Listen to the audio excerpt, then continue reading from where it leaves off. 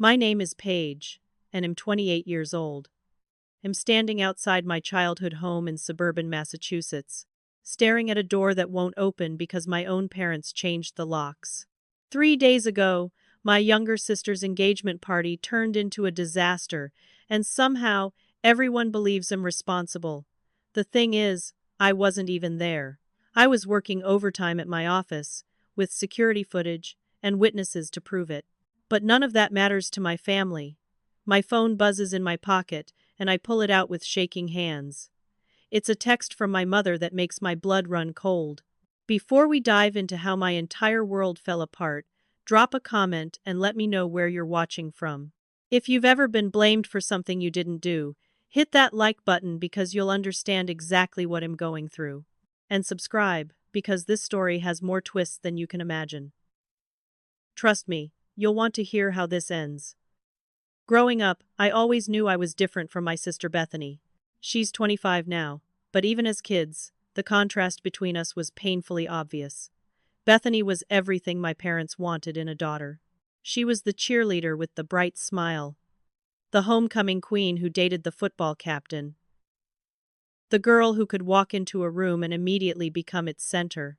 I was the quiet one, the bookworm who spent Friday nights studying instead of at parties, the daughter who brought home perfect grades that my parents glanced at before turning their attention back to whatever Bethany was doing.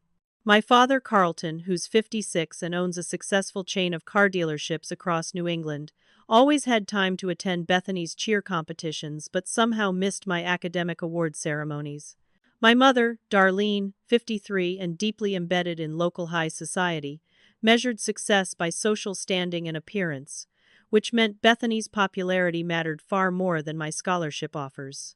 I learned early on not to expect equal treatment. When I won a full scholarship to study architecture at a prestigious university, the celebration dinner lasted exactly 1 hour before the conversation shifted to Bethany's upcoming prom dress shopping. When Bethany made the varsity cheer squad as a freshman, something dozens of girls accomplished every year, my parents threw a party and invited half the neighborhood. I stopped feeling bitter about it somewhere around my junior year of college. I told myself it didn't matter, that I was building my own life separate from their approval. I moved into my own apartment after graduation, started working at a respected architectural firm, and genuinely believed I'd made peace with being the overlooked daughter. I still showed up for family dinners, still sent birthday cards and Christmas gifts, still played my role as the responsible older sister who didn't cause problems or demand attention. Then, 3 months ago, Bethany announced her engagement to Preston, a 32-year-old corporate attorney whose family makes my parents look middle class by comparison. The moment she flashed that enormous diamond ring at Sunday dinner, I saw my mother's eyes light up with an intensity I'd never seen directed at anything involving me. Darlene immediately started planning what she called the wedding of the century, pulling out bridal magazines and venue catalogs before Wed even finished dessert. Preston's family is old money, the kind that comes with country club memberships passed down through generations and vacation homes in Martha's Vineyard. My father was already calculating the business connections he could leverage through the marriage. I was genuinely happy for Bethany. Despite our parents' obvious favoritism, she'd never been cruel to me. We weren't particularly close, but she was my sister, and I wanted her to be happy. When she asked me to be a bridesmaid, I said yes immediately, ignoring the small hurt when she explained that our cousin Hadley would be the maid of honor because they'd always been closer. The engagement party planning consumed my mother entirely. 200 guests were invited to their estate, with expensive caterers flown in from Boston, a live band that usually performed at weddings costing 6 figures, and a photographer whose waiting list was normally a year long. I picked up double shifts at the architectural firm, working late into the night on projects so I could save enough money for a generous gift.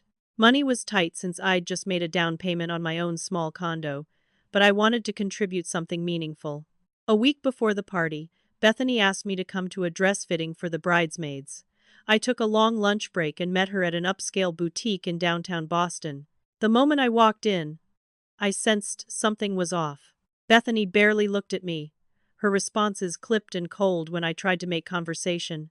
When I asked if everything was okay, She waved me off and said she was just stressed about wedding planning. I understood stress. I'd been working on a major project at work with an impossible deadline, so I didn't push. I should have. The engagement party was scheduled for a Saturday evening in late September, when the New England weather was still perfect for an outdoor celebration. I'd planned to attend, already had my dress picked out, and a card with a check that represented 2 months of careful saving.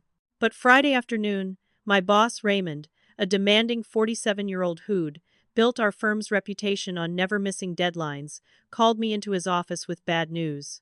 Our biggest client had moved up their Monday morning presentation by a day, and the project wasn't ready. We needed someone to work through the weekend to finish the renderings and compile the proposal documents. Raymond looked apologetic when he asked if I could do it, and I knew saying no wasn't really an option. This client represented a potential multi-million-dollar contract. My career had to come first. At 4 that afternoon, I pulled out my phone and typed a message in the family group chat that included my parents, Bethany, and a handful of close relatives. The message read, "So sorry, can't make it tonight. Emergency at work. We'll celebrate with you tomorrow." I hit send and waited for the responses.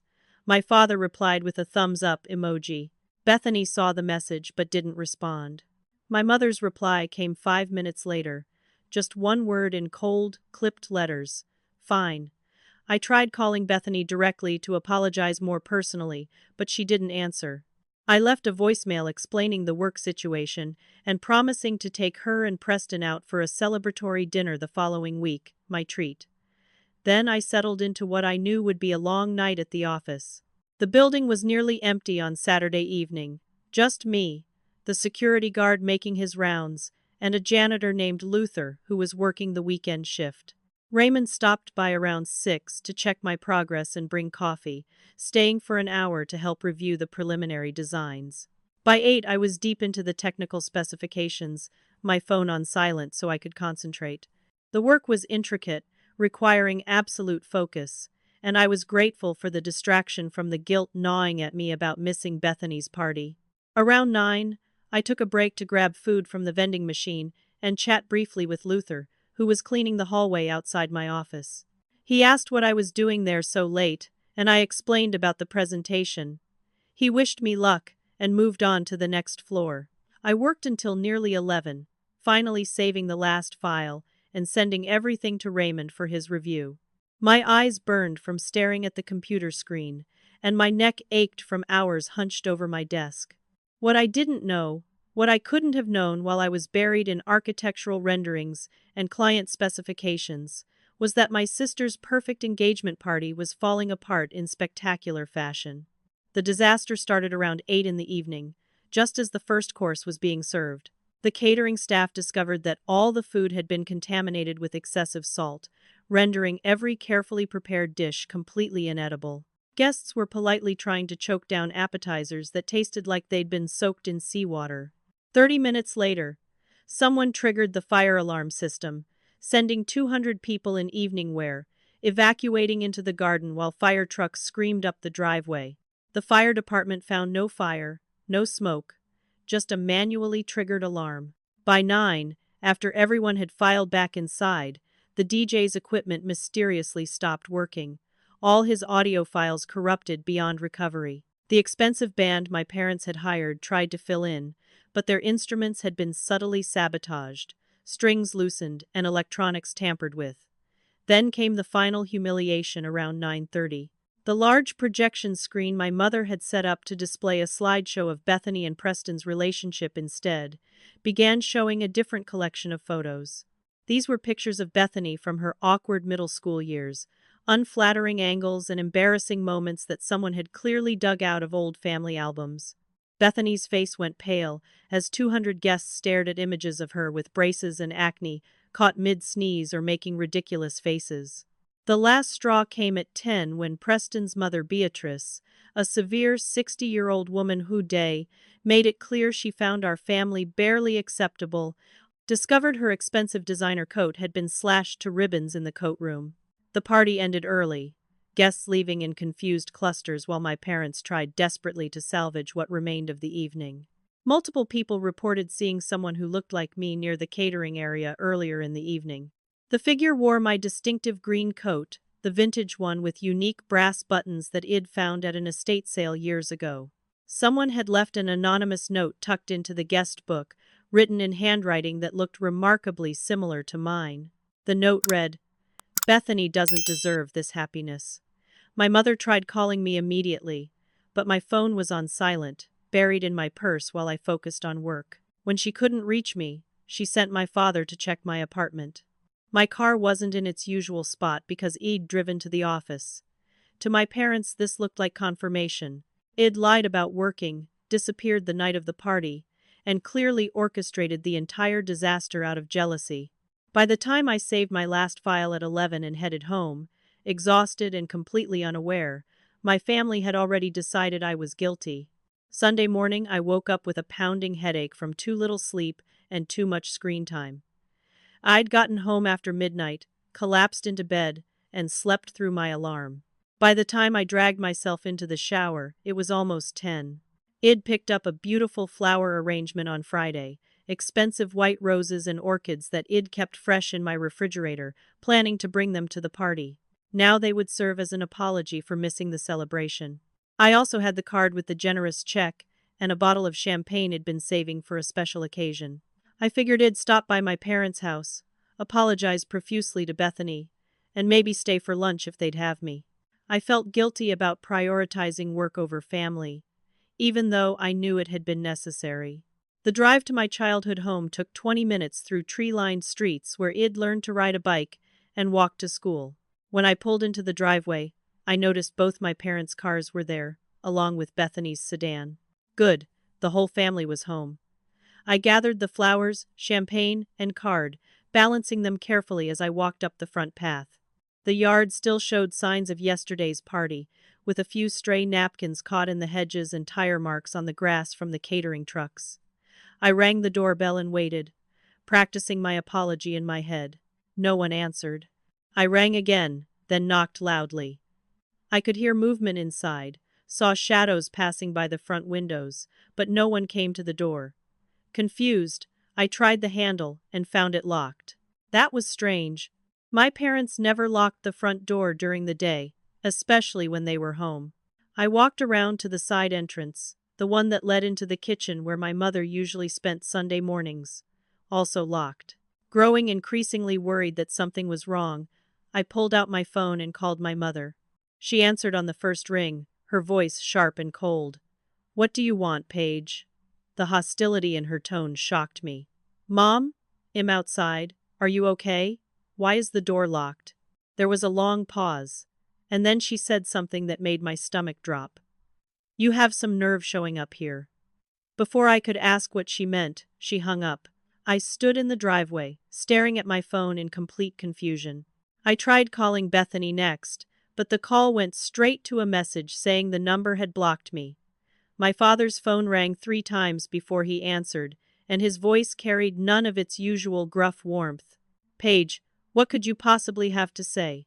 I felt panic rising in my chest. "Dad, what's going on? Why won't anyone let me in?" His response was measured and cold. "We have security footage of you, Paige. We know what you did." "How could you do that to your own sister?" "Security footage? What was he talking about?" "Dad, I was at work all night. I told you. There's been some kind of mistake," but had already hung up. I tried calling back, but no one answered. I sent text messages to the family group chat, increasingly desperate, but received no responses. Finally, I got in my car and drove across town to my cousin Hadley's house. Hadley was 27, Bethany's maid of honor, and usually friendly toward me even if we weren't particularly close. She answered her door looking uncomfortable when she saw me standing there. Hadley reluctantly let me inside and, over coffee in her kitchen, told me everything that had happened at the engagement party. With each detail, my confusion grew into horror. The sabotaged food, the fire alarm, the destroyed equipment, the humiliating photos, the slashed coat.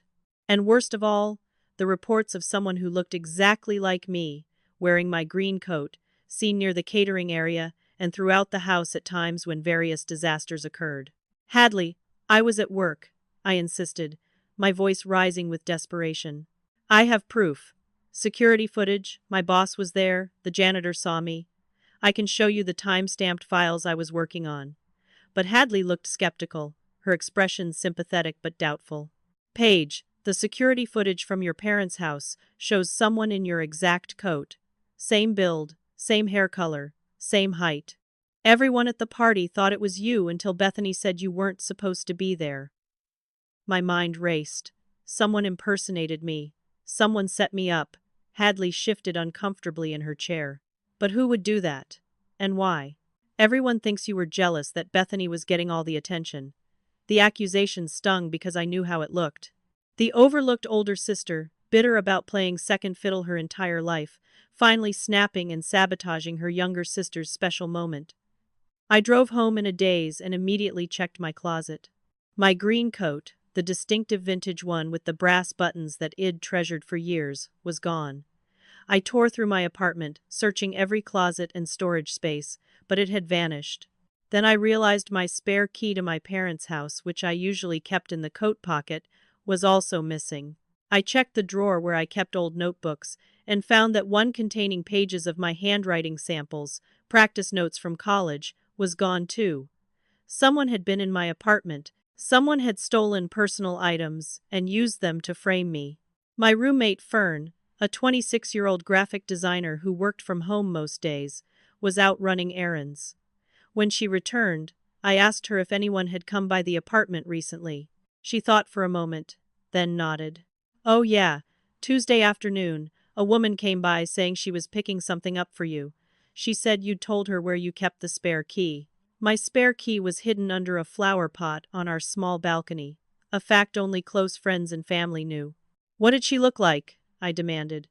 Fern described a blonde woman, probably late 20s, about my height and build, wearing sunglasses and a casual jacket. She seemed nice. Said she was your cousin from out of town. I didn't have any blonde cousins matching that description. Armed with this information, I drove back to my parents' house, determined not to leave until someone listened to me. This time, I didn't bother with the doorbell. I stood on the front porch and started calling my mother's phone repeatedly, letting it ring and ring. After the 7th call, my father came outside, his face red with anger. Paige, leave or calling the police. I stood my ground, though my legs were shaking. Dad, please, just listen to me for 5 minutes. Someone set me up. Someone stole my coat and my key and pretended to be me. I was at work all night. I have proof. But he wasn't listening. My mother appeared behind him, and the look on her face was something I'd never seen directed at me before. Pure disgust. You've always been jealous of your sister, she said, her voice trembling with anger. We knew you resented her, but we never thought you'd stoop this low.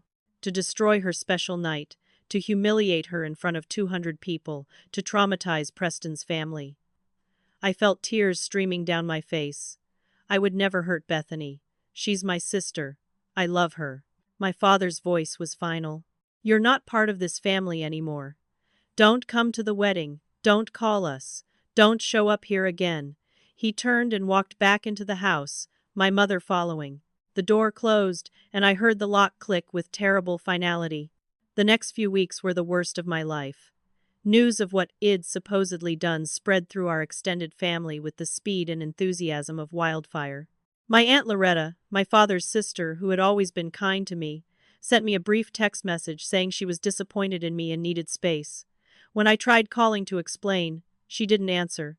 My Uncle Sheldon, who'd taught me to ride a bike when I was 6, blocked me on every social media platform.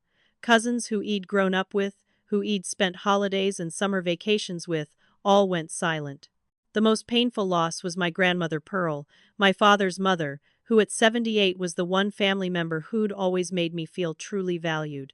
She'd always seen past my parents' favoritism and told me I was special, that my quiet strength mattered.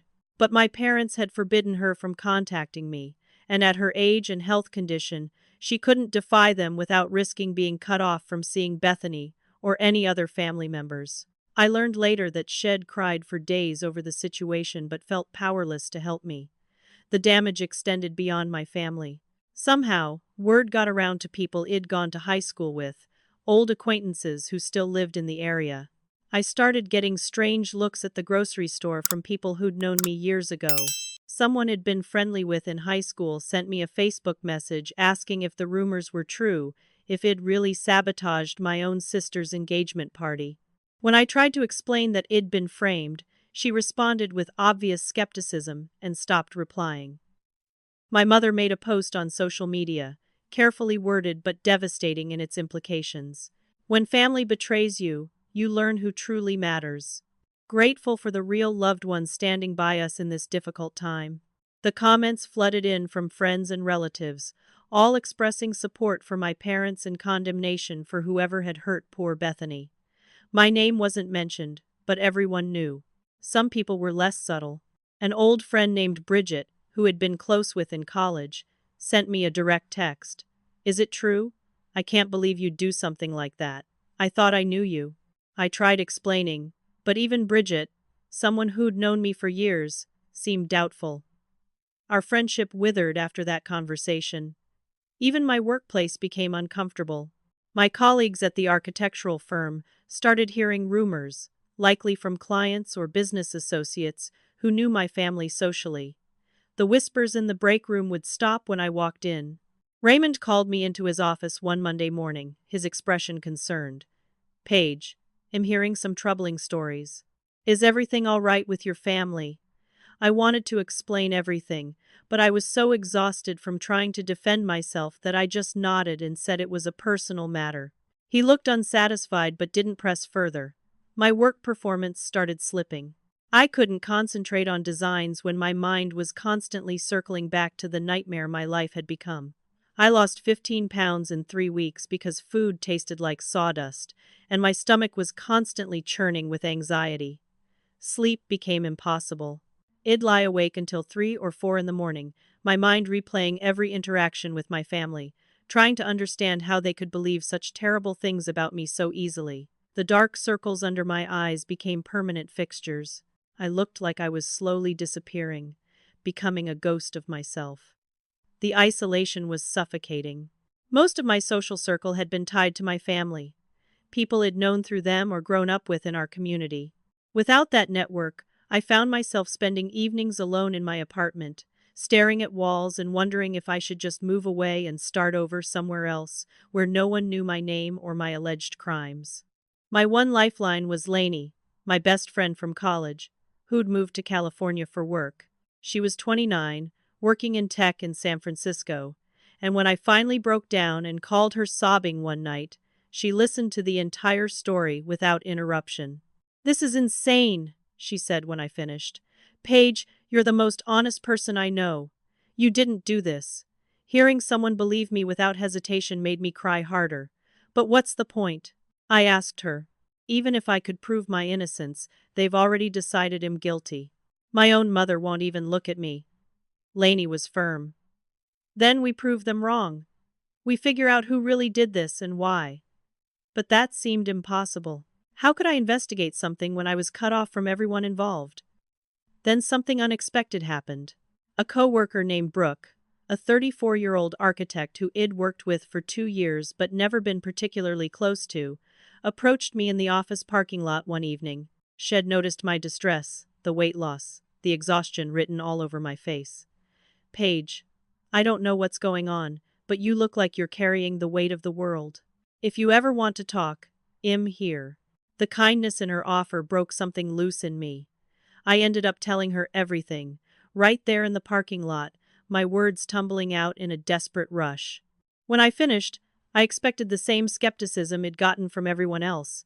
Instead, Brooke looked thoughtful. "This sounds like a setup. A deliberate, planned setup." I stared at her. "You believe me?" She nodded. "I used to be a private investigator before I switched careers to architecture. What you're describing doesn't sound like the work of someone acting on impulse. Someone studied you, stole your possessions, impersonated you convincingly enough to fool dozens of people. That takes planning and motivation." For the first time in weeks, I felt a flicker of hope. But what can I do? The police won't investigate because technically no major crime was committed. My family won't listen to me. I have no way to prove anything. Brooke smiled, and there was something determined in her expression. Then let's find proof. If someone went to this much trouble to frame you, they made mistakes. They always do. We just have to find them. Brooke threw herself into helping me with an intensity I hadn't expected. She started by having me compile every piece of evidence that could establish my alibi for the night of the party. We pulled security footage from my office building, showing me entering at 4 on Saturday afternoon and not leaving until after 11 that night.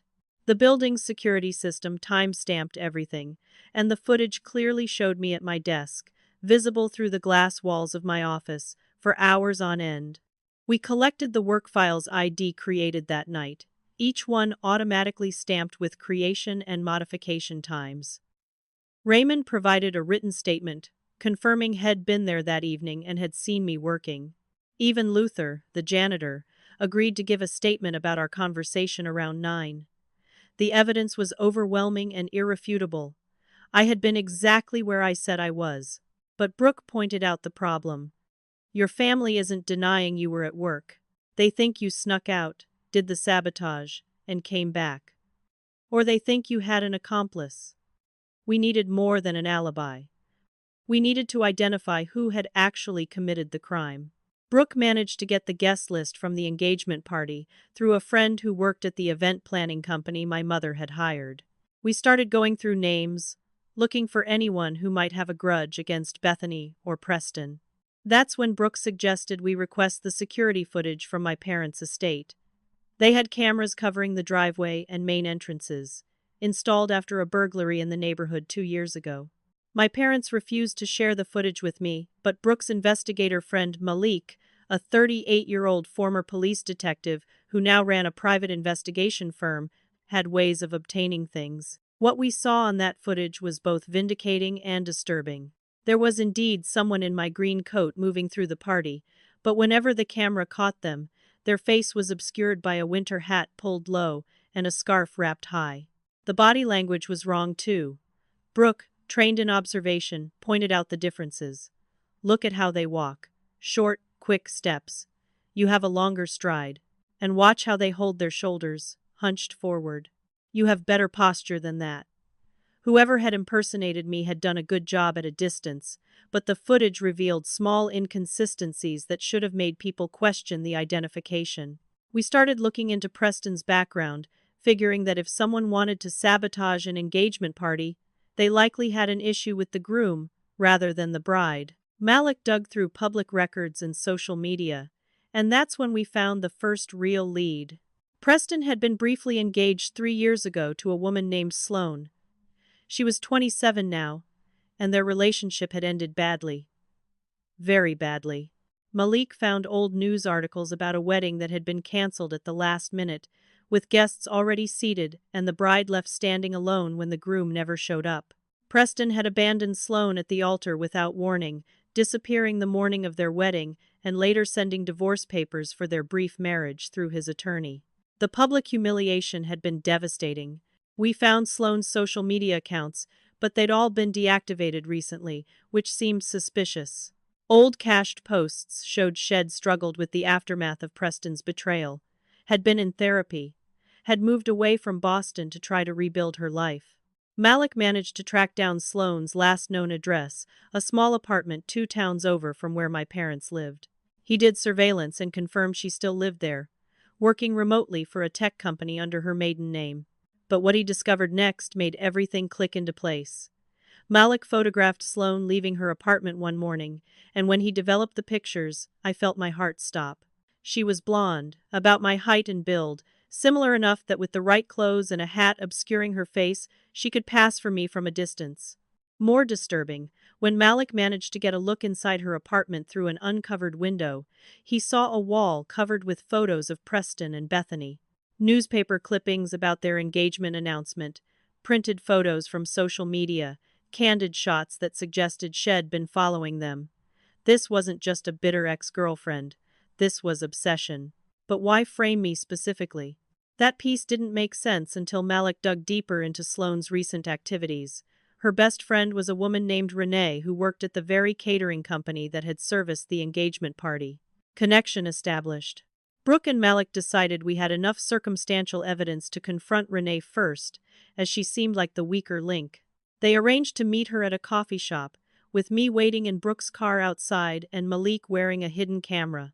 I watched through binoculars as they approached Renee during her lunch break, Brooke introducing herself as a lawyer, investigating the incident for insurance purposes. At first, Renee was defensive, insisting she knew nothing about the food sabotage. But when Malik mentioned Sloane's name, her face went pale. Under pressure, with Malik suggesting that obstruction of justice carried serious penalties, Renee started talking. She admitted that Sloane had approached her 6 weeks before the engagement party, offering $5,000 if Renee would help with a harmless prank to embarrass Preston. Renee had thought it was just about ruining some food, didn't understand the full scope of what Sloane had planned. She provided text messages on her phone, showing Sloane's detailed instructions about how to contaminate the catering without getting caught. But Renee insisted she had nothing to do with the fire alarm, the destroyed equipment, or the slashed coat. Those had been Sloane acting alone. The most damning revelation came when Renee explained how Sloane had gotten my coat. She said she had someone on the inside, someone who could get her exactly what she needed to frame the sister.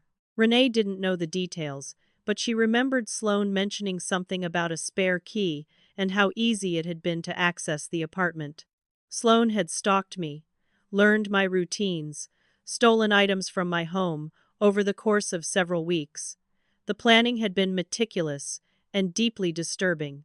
We had Renee's confession on video, along with the text messages. It was solid evidence, but we needed more. We needed to prove definitively that Sloane had impersonated me and that she'd been the one at the engagement party. Malik put in more surveillance hours, tracking Sloane's movements and building a case. Then he got the break we needed. He found the secondhand shop where Sloane had sold my green coat the week after the party, probably trying to get rid of evidence. The shop owner remembered her because the coat was unusual, vintage with those distinctive brass buttons. And crucially, the shop had security cameras. The footage clearly showed Sloane selling my coat, her face fully visible. We had her. Despite the evidence we were gathering, my life continued to spiral. 2 months had passed since the engagement party, and the wedding was now just 6 weeks away. I'd lost more weight, my clothes hanging loose on a frame that had always been slender but was now bordering on gaunt. Anxiety attacks became a regular occurrence, hitting me at random moments when the weight of everything would suddenly crush down on my chest and make it impossible to breathe. I'd have to lock myself in the office bathroom, sitting on the closed toilet lid with my head between my knees, trying to remember how to pull air into my lungs. My work performance had deteriorated to the point where Raymond called me in for a serious conversation about whether I needed to take a leave of absence. I couldn't tell him the full truth without breaking down completely, so I just assured him I'd do better. But we both knew I was barely holding on. The isolation was destroying me from the inside out. I'd always been independent, proud of my ability to stand on my own. But I'd never realized how much of my identity was tied to being part of a family, even a dysfunctional one. Without them, I felt untethered, floating in a void where nothing seemed real or solid. I seriously considered leaving. Not just leaving town, but leaving the entire region, maybe even the country. I could transfer to one of our firm's international offices, start completely over in a place where no one knew my name or my alleged crimes. I spent hours looking at job postings in other cities, imagining a life where I could walk down the street without wondering if everyone I passed had heard the rumors about what I'd done. But something in me rebelled against the idea of running. I hadn't done anything wrong. Why should I be the one whose life was destroyed? Why should I lose my home, my career, everything I'd built, because someone else had decided to use me as a scapegoat? The unfairness of it burned in my chest, a constant ache that never quite went away. Lainey flew in from California for a weekend, concerned about how bad I sounded during our phone calls. She took one look at me when I picked her up from the airport, and her eyes filled with tears. "Paige, you look like you're dying." We spent the weekend in my apartment, and she tried to convince me not to give up. "You can't let them win," she insisted. "Whoever did this wanted you gone, wanted you erased." If you leave, they get exactly what they wanted. The only thing that kept me from complete collapse was my grandmother Pearl. She managed to call me one evening when my parents were out, her voice shaky but determined. "Sweetheart, I don't believe you did it. I never believed it." I started crying the moment I heard her voice. "Grandma, it's okay. You don't have to risk your relationship with them for me."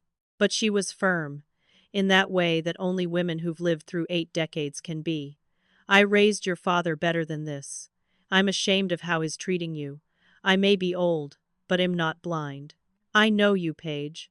You're not capable of this kind of cruelty." We talked for almost an hour, and she shared something that gave me the strength to keep fighting. "When I was your age, someone tried to destroy my reputation too.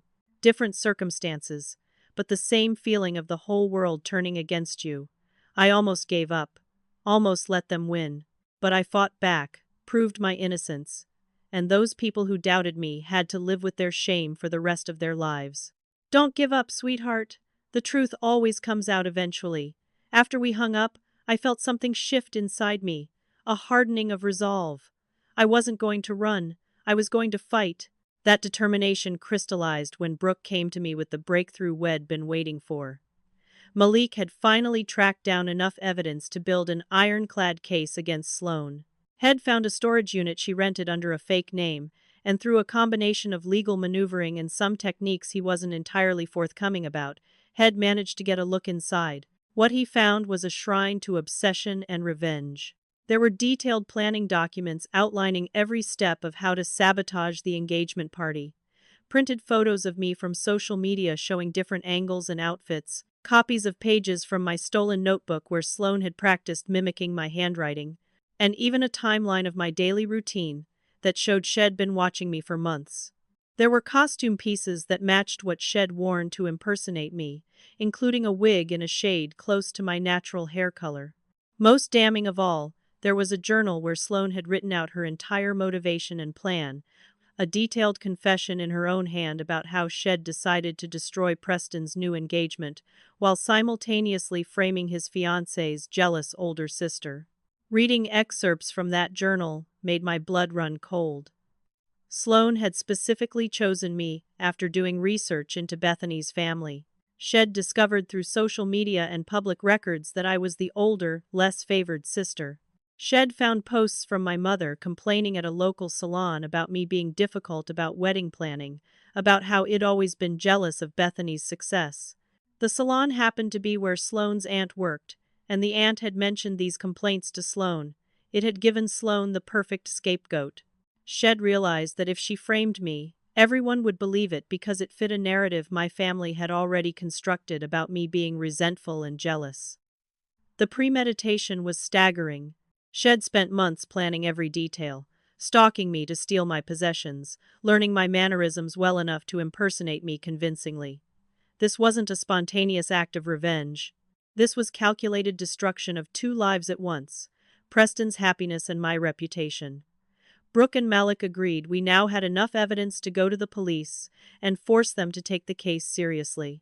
Detective Wade, the 41-year-old officer who'd initially dismissed my complaints as a family dispute, would have no choice but to investigate when confronted with this mountain of proof. We needed one final piece of evidence, and Malik had a plan. We would confront Sloan directly, get her to confess on tape, and then hand everything over to the police with an airtight case. It was risky because Sloan could refuse to talk or could become violent if she felt cornered. But Malik was experienced in handling dangerous situations, and he convinced me that this was the best path forward. We arranged to meet Sloan at a neutral location, a busy coffee shop in downtown Boston, where there would be witnesses if anything went wrong. Malik reached out to her through a fake email account, pretending to be someone from Preston's law firm who wanted to discuss a legal matter privately. Sloan agreed to meet, probably curious about what Preston's firm wanted. The plan was for me to be there as well, to confront her with the truth and see how she reacted.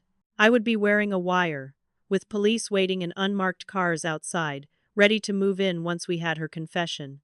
The morning of the meeting, I was so nervous I could barely function. I'd hardly slept the night before, running through every possible scenario in my head. What if Sloan didn't confess? What if she had an alibi we didn't know about? What if this entire investigation had been based on circumstantial evidence and we were wrong? But Brooke and Malik were confident, and I forced myself to trust their experience. We arrived at the coffee shop early, securing a table in the back corner where we'd have some privacy but still be visible to the other customers. Malik checked the wire concealed under my shirt, making sure it was transmitting clearly to the recording device and to the police units outside. Brooke sat at a nearby table, pretending to work on her laptop but actually providing backup in case things went wrong. My hands shook as I wrapped them around a cup of tea I couldn't drink, my stomach too twisted with anxiety to handle anything. Then Sloane walked in, and my breath caught. She looked so much like me it was eerie. Same height, similar build, blonde hair that was close enough to my light brown that a wig could easily bridge the difference. She wore oversized sunglasses even though we were indoors, and she moved with a nervous energy that suggested she knew something was off. She spotted me immediately, and I watched confusion cross her face before she schooled it into a neutral expression. She approached the table slowly, like someone walking into a trap they couldn't quite identify. "You're not from Preston's firm," she said, her voice flat. I gestured to the chair across from me. "No. I'm Paige, Bethany's sister. I think you know who I am." For a moment, I thought she would bolt. Her body tensed, and her eyes darted toward the door. But then curiosity seemed to win out over caution, and she sat down, removing her sunglasses to reveal eyes that were calculating and cold. "I don't know what you're talking about." But her voice lacked conviction. I leaned forward, keeping my own voice steady despite the fear coursing through me. "I know what you did. The engagement party. The sabotage. Stealing my coat and my key. Impersonating me. I know everything." Sloane's face remained impassive, but I saw her jaw tighten. "That's quite an accusation. Do you have any proof?" I smiled, and it felt bitter on my lips. "Actually, yes. We have security footage of you selling my coat. We have your friend Renee's testimony about how you paid her to contaminate the food. We found your storage unit with all your planning materials." That's when Sloane's careful facade cracked, her face twisted with anger, and suddenly I was looking at someone consumed by rage and obsession. "You don't know what it's like," she hissed, leaning across the table. "To be humiliated like that, left at the altar in front of everyone you know. Preston destroyed my life. He deserved to suffer." I kept my voice calm, trying to keep her talking. "But why me? I never did anything to you." Sloane laughed, a harsh sound without humor. "You were perfect. The jealous older sister who everyone already thought was resentful. Your own mother complains about you at the salon. Your family already believed you were bitter about Bethany being the favorite. I barely had to do anything to make them believe you'd sabotaged the party. They wanted to believe it." The casual cruelty of that statement, the way Shed used my family's dysfunction against me, made anger flare hot in my chest. But I needed her to keep talking. "How did you get into my apartment?" I asked, genuinely curious about that piece. She shrugged. "I followed you for weeks, learned your routine, found out where you hid your spare key. It was easy to slip in when you were at work and take what I needed. Your coat, your key to your parents' house, that notebook with your handwriting, you made it simple." She was confessing to everything, and I could see Malik through the window giving me a thumbs up. The wire was working, and police were hearing every word. But I needed to understand the full scope. The fire alarm? The equipment? Preston's mother's coat. Sloane's smile was vicious. All me. I wanted to destroy that party completely. Make it a disaster that Bethany and Preston would remember forever. The coat was a bonus. His mother always looked down on me. Thought I wasn't good enough for her precious son. She deserved to know what it felt like to have something valuable destroyed. I realized I was sitting across from someone who was genuinely disturbed, someone whose pain had twisted into something dark and vengeful. "You ruined my life," I said quietly. "My family won't speak to me. My reputation is destroyed. I've lost everything." For just a moment, I thought I saw something like guilt flicker across her face. But then her expression hardened again. "Your family was so ready to believe the worst about you. That says more about them than about me." I just gave them an excuse to act on what they already felt. She stood up abruptly, and panic shot through me. Was she going to run? But then Detective Wade and two other officers entered the coffee shop, moving quickly to our table. Wade addressed Sloane calmly. "Mom, I need you to come with us. We have some questions about an incident at an engagement party 2 months ago." Sloane's face went white as she realized what had happened. She looked at me with pure hatred. "You set me up." I stood as well, my legs shaky but my voice firm. "No, I just proved the truth. There's a difference." She tried to push past the officers, but they'd positioned themselves to block her escape. As they read her rights and placed her in handcuffs, she started screaming at me. "You still won't get your family back. They'll never forgive themselves for not believing you. Even if I go to jail, you lose too." Her words hit harder than I wanted to admit because part of me feared she was right. The officers led her away, other coffee shop patrons watching in shocked silence. I sank back into my chair, my whole body trembling with the aftermath of adrenaline. Brooke rushed over and wrapped her arms around me. "You did it. You proved your innocence." But I didn't feel victorious. I felt exhausted and empty and terrified of what came next. Detective Wade requested that I come to my parents' house with him to present the evidence to my family. The thought of facing them made me feel physically ill, but I knew it had to be done. We drove there in Wade's unmarked car, Brooke insisting on coming along for moral support. When we pulled into the driveway of my childhood home, I saw several cars parked haphazardly on the lawn. My parents had apparently called the entire family together, probably assuming Wade was bringing bad news about me being arrested or something equally damning. Carlton answered the door, his face hardening when he saw me standing next to Wade. "This better be important, Detective. We're in the middle of a family discussion." Wade's voice was professional and firm. "It is, sir. I need everyone to gather in your living room. We have new information about the incident at your daughter's engagement party." My father looked suspicious but stepped aside to let us enter. The living room was packed. My mother sat on the sofa, Bethany beside her with Preston standing protectively behind them. My Aunt Loretta and Uncle Sheldon occupied the armchairs. Several cousins, including Hadley, perched on various surfaces or stood against the walls, and in the corner, my grandmother Pearl sat in her wheelchair, her eyes meeting mine with a mixture of hope and concern. Wade didn't waste time with pleasantries. He set up his laptop and began presenting the evidence methodically. First, he showed the security footage from my office building, the time-stamped proof of my alibi.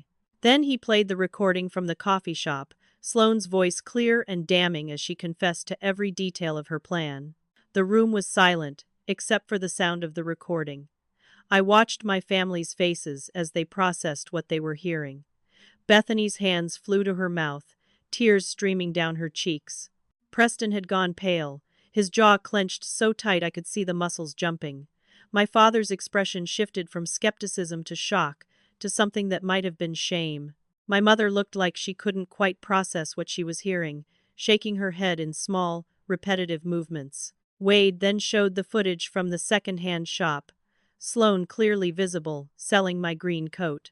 He presented Renee's testimony, the contents of the storage unit, and finally, excerpts from Sloane's journal, laying out her entire plan. By the time he finished, the silence in the room was suffocating. Carlton was the first to speak, his voice hoarse. "My God, Paige, we..." He trailed off, unable to finish the sentence. I stood there, arms wrapped around myself, waiting for a real apology that I wasn't sure would come. Darlene's response was exactly what I should have expected. "Well, how were we supposed to know? The evidence all pointed to you. Anyone would have made the same mistake." Wade's expression tightened. "Mom, your daughter told you she was at work. She offered to provide proof. You chose not to listen." My mother's face flushed, but instead of apologizing, she became defensive. The security footage showed someone who looked exactly like her. The handwriting looked like hers. What were we supposed to think? I felt something crack inside me. After everything, after having my innocence proven beyond any doubt, she still couldn't just say she was sorry. Carlton tried to do better. "Paige, we should have listened to you. Should have at least looked at your evidence before cutting you off." But he immediately added, You have to understand, it looked so clear. The person in your coat, at our house, doing all those things. It'd been silent through the presentation, but now I found my voice, and it came out shaking with months of suppressed hurt and rage. I'm your daughter, I said, my voice rising. I have never given you a reason not to trust me. Not once in my entire life. I've been reliable, responsible, honest to a fault. And the first time something happens that looks bad, you don't even give me a chance to defend myself. I looked at each of them in turn. These people who were supposed to love me unconditionally. Do you know what the last 2 months have been like? I lost 15 pounds because I couldn't eat. I had panic attacks at work. I lost friends. I was treated like a pariah in my own community. People I've known my entire life looked at me with disgust. And through all of it, not one of you thought maybe, just maybe, you should listen to what I had to say. Darlene tried to interrupt, but I wasn't finished. You were so ready to believe it'd do something terrible because it fit the story you'd already written about me, the jealous older sister. The resentful one who could never measure up to perfect Bethany. It didn't matter that I'd never shown any signs of that kind of cruelty. It didn't matter that sabotaging a party isn't something I'd even be capable of. You believed it because some part of you wanted to. Bethany was sobbing now, her face buried in her hands. She looked up at me, mascara running down her cheeks. Paige, I'm so sorry. I'm so sorry. I was so caught up in my perfect day being ruined. I wasn't thinking clearly. But it was Preston who dropped the bombshell that changed everything. I knew it might be Sloane, he said quietly. Every head in the room turned toward him. Bethany looked at him with confusion and dawning horror.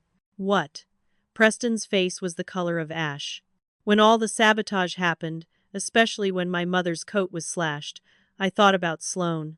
Shed threatened revenge when I left her. But I didn't say anything because I thought everyone would blame me for bringing my past into Bethany's life. I thought if I just stayed quiet, it would blow over.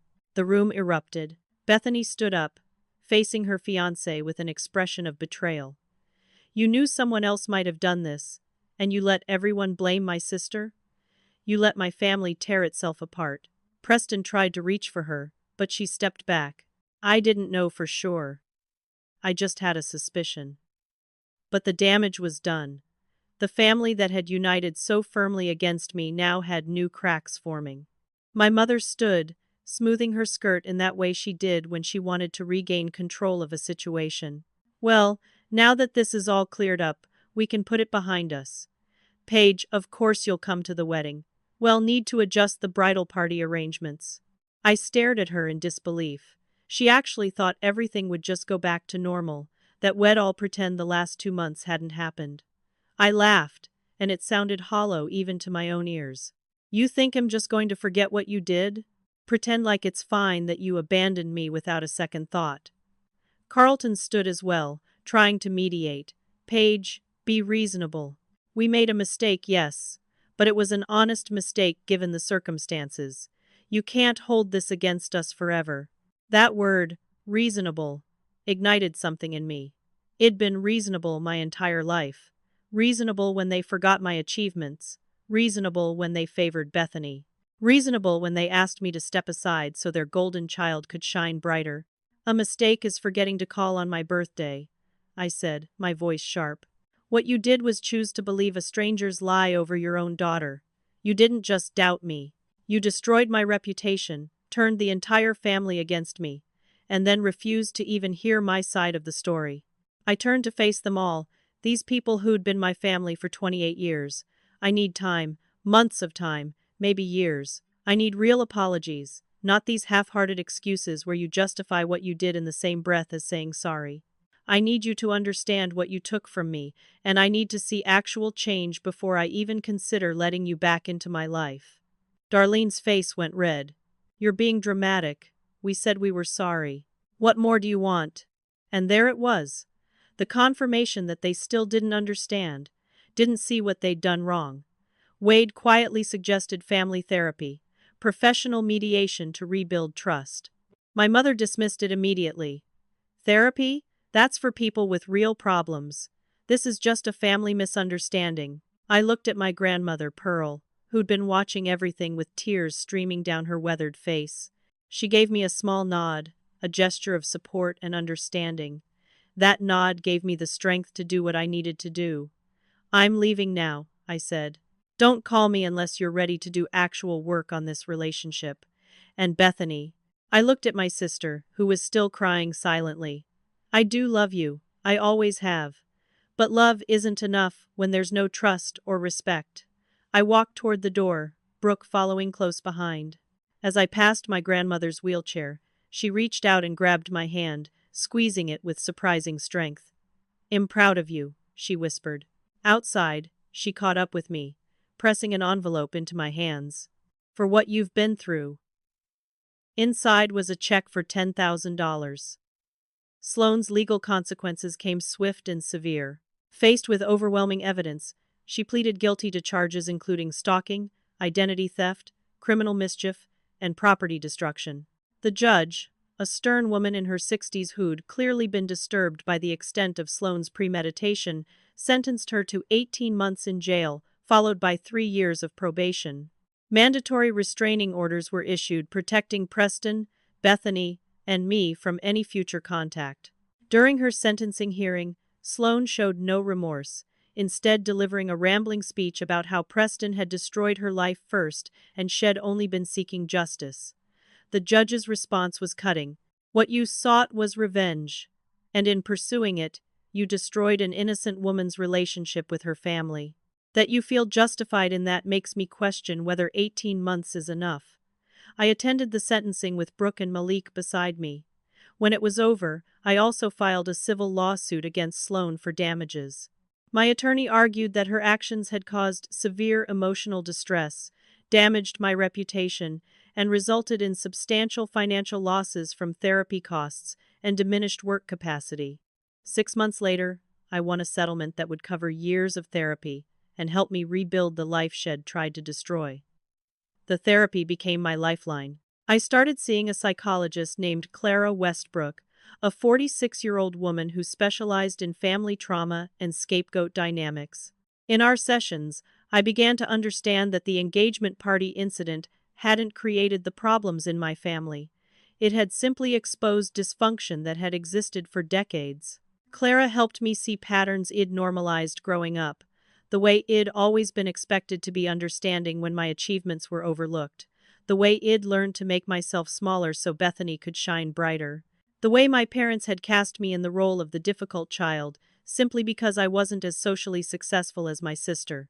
"What happened wasn't about you," Clara explained during one session.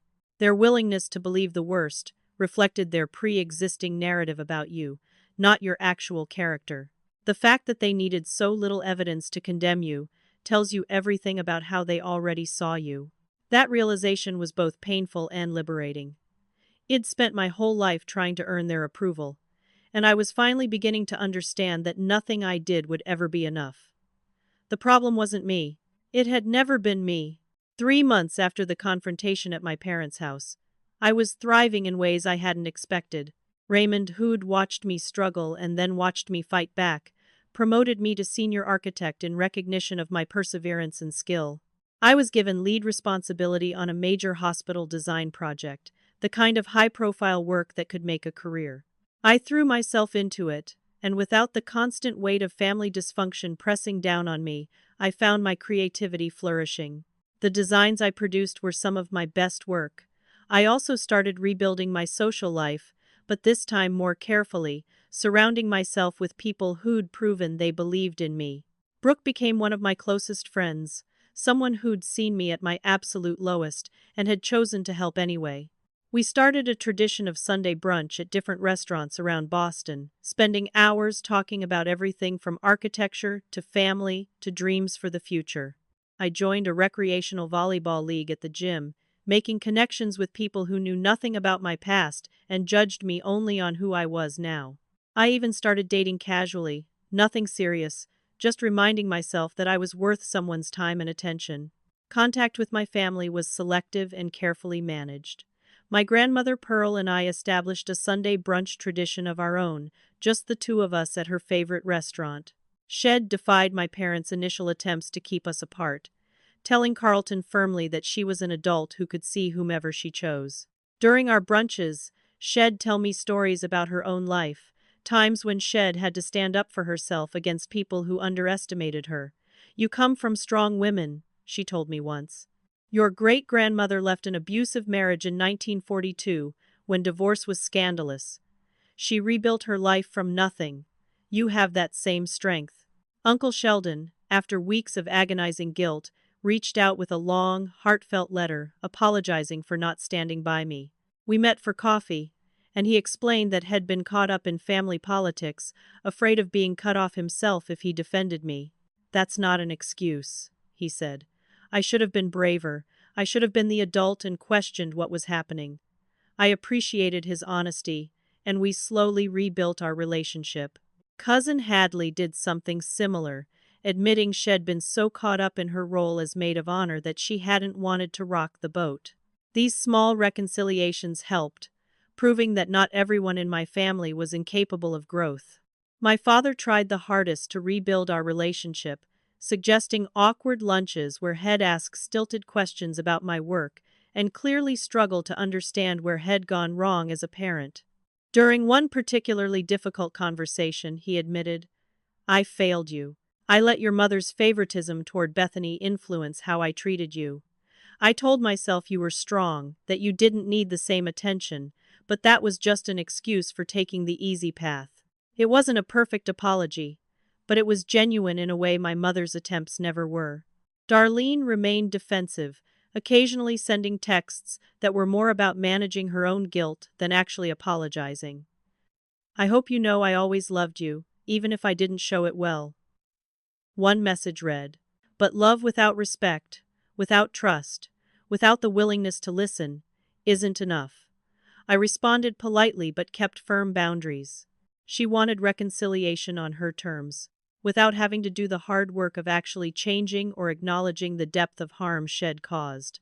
I wasn't interested in that kind of surface-level peace. Bethany's outreach was more complicated.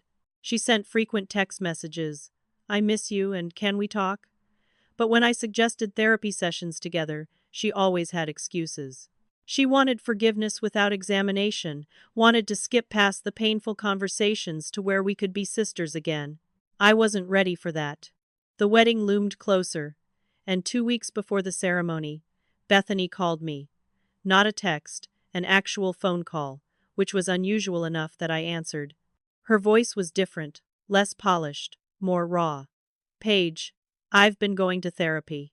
The individual kind, not couples therapy, though Preston and I are doing that too." I waited, letting her continue.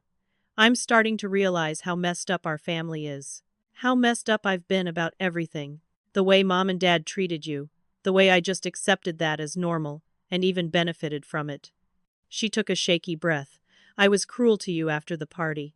I didn't even try to hear your side. I was so focused on my perfect day being ruined that I forgot you were my sister, someone who's never been anything but supportive of me. I'm sorry. Really, truly sorry, not the fake kind where I make excuses in the same sentence."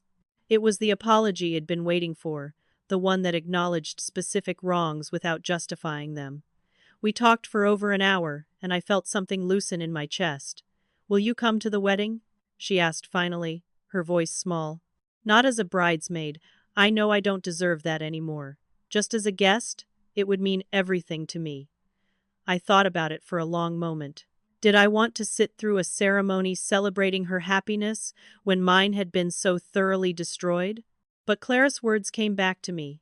Healing doesn't require punishing them forever, it just requires protecting yourself while you rebuild.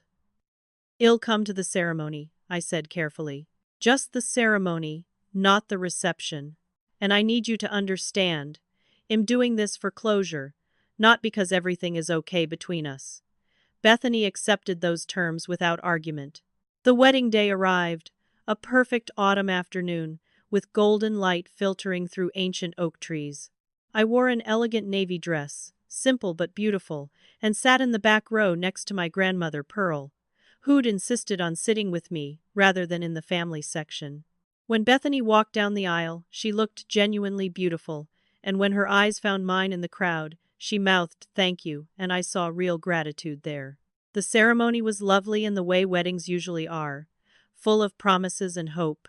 But I felt detached from it, watching it like I was observing someone else's life. At the reception, I made brief appearances, saying hello to relatives who approached with awkward apologies or stilted conversation. Some people were warm, genuinely glad it'd been proven innocent.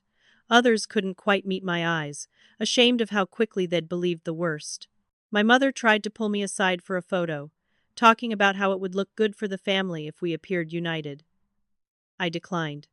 I wasn't interested in maintaining appearances anymore. Carlton caught me as I was leaving early, just as I'd planned. His eyes were red, and I realized with surprise that he'd been crying. Paige, wait, please. I stopped, but I didn't move back toward him. He seemed to struggle for words, then finally said, I failed you. Not just with the party, but your whole life. I let work and status and your mother's opinions dictate how I parented, and I gave you less than you deserved. I'm sorry. I know that's not enough, but I want to do better. I want to actually be your father, if you'll let me. It was the first time he'd acknowledged the lifetime of neglect, not just the recent betrayal. I felt tears prick my eyes. I need time, Dad. But I appreciate you saying that. It matters. He nodded, not trying to hug me or push for more, just accepting what I could offer. As I drove away from the reception, I stopped at my favorite overlook, a spot high in the hills outside Boston, where you could see the entire city spreading out below. I sat on the hood of my car, breathing in the cool autumn air, and felt a profound sense of peace settle over me. Not because everything was fixed, not because my family had magically transformed into the one I'd always wanted, but because I'd survived. I'd been broken down as far as a person could go, and I'd built myself back up. 6 months after the wedding, I stood in my new apartment, the one I'd bought entirely on my own using Sloane's settlement money and my savings. It was small but mine, every piece of furniture chosen by me, every decoration reflecting my taste rather than anyone else's expectations. On the mantel, I'd placed photos of the people who mattered. Grandmother Pearl laughing at one of our brunches, Brooke and me at a volleyball game, Lainey from her last visit, Uncle Sheldon at a Red Sox game we'd attended together. In the back, pushed toward the rear of the shelf, was a small family frame with my parents and Bethany, taken years ago when things were simpler. I kept it not out of obligation but as a reminder of where I'd come from and how far I'd traveled. My phone buzzed with a text from Bethany. Coffee next week. I looked at the message for a long moment before typing back. Maybe. I'll let you know. I was learning that I didn't owe immediate responses. Didn't owe anyone access to my time and energy just because they were family. That boundary setting was new for me, liberating and terrifying at once. My phone rang, an unknown number, and I made the conscious choice to ignore it. I'd learned to protect my peace, to not let every ring and buzz become an emergency that required my immediate attention. Instead, I turned back to my drafting table where I'd been working on a personal project, a design for a community center that would offer free counseling services to people dealing with family trauma. It was pro bono work, something I was doing purely because it mattered to me. As I sketched, I found myself genuinely smiling. Not the forced smile I'd worn for so many family functions, but real contentment. The journey from that day standing outside my parents' house, locked out and accused, to this moment had been brutal. But it had taught me something essential about my own strength and worth.